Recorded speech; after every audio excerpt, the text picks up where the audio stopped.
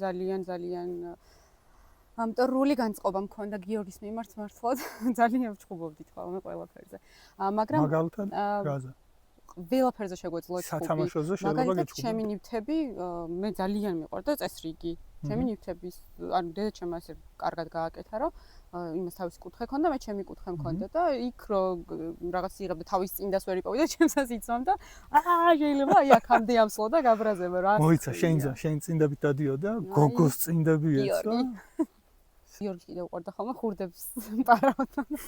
აი ეგ ხო საერთოდ არ იყო, ეხლა ერთხელ მახსოვს ქილა ჩავარტყი თავში, მაგის გამო კიდევ გადავალეწე ის აწყალი.